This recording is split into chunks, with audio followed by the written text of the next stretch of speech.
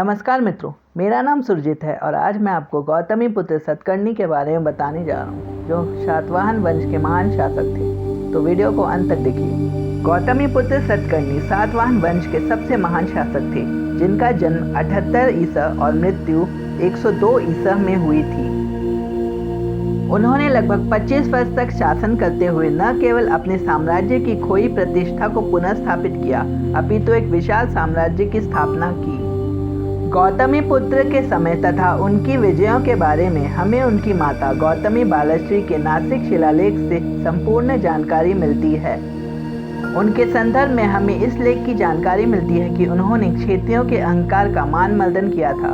उनका वर्णन शक, यवन तथा पहलाव शासकों के विनाशकर्ता के रूप में हुआ है। उनकी सबसे बड़ी उपलब्धि शहरात वंश के शक शासक नहपान तथा उसके वंशजों की उसके हाथों हुई पराजय थी। जोगलथंबी के समूह से प्राप्त नहपान के चांदी के सिक्के, जिन्हें गौतमीपुत्र सतकर्णी ने दोबारा ढलवाया, जो प्रमाणित करते हैं कि उन्होंने शक शासनों द्वारा छीने गए प्रदेशों को पुनर्विजित कर लिया। नहपान के साथ उनका युद्ध उनके शासनकाल के 17वें और 18वें वर्ष में हुआ तथा इस युद्ध में जीतकर गौतमीपुत्र ने अपरांत, अनूप, सौराष्ट्र, कुकर, अकर तथा अवंती को नहपान से छीन लिया।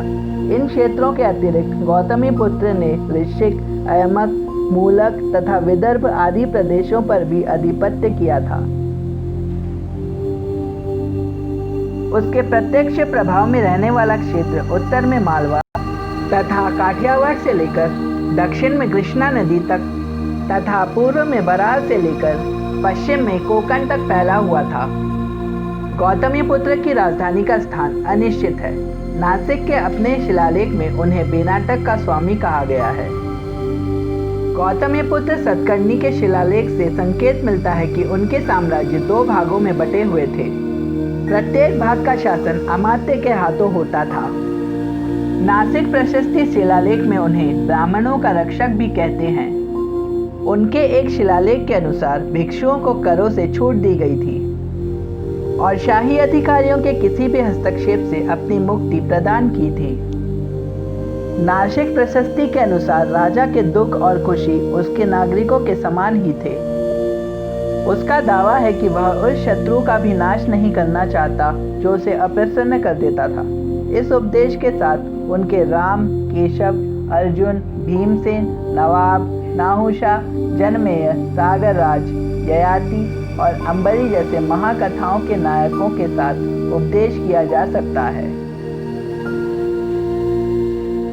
उन्होंने त्रिसमुद्र तोयपीत वाहन उपाधि धारण की, जिससे यह पता चलता है कि उनका प्रभाव पूर्वी, पश्चिमी तथा दक्षिणी सागर अर्थात बंगाल की खाड़ी, अरब सागर एवं हिंद महासागर तक था।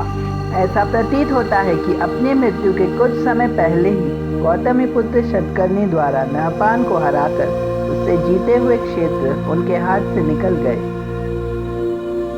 गौतमीपुत्र से इन प्रदेशों को छीनने वाले संभवतः सिथियन जाति के करदामक वंश के शक शासक थे। ऐसा निष्कर्ष 150 ईसा के प्रसिद्ध रुद्रदमन के जूनागढ़ के शिलालेख से भी निकाला जा सकता है। यह शिलालेख दर्शाता है कि नहपान से विजित गौतमीपुत्र सतकर्णी के सभी प्रदेशों को उससे रुद्रदमन ने हत्या लिया। अगर आपको ये वीडियो पसंद आया तो चैनल को सब्सक्राइब करके बेल आइकन जरूर दबाएं और फॉलो कीजिए मेरा Facebook page real historical fact.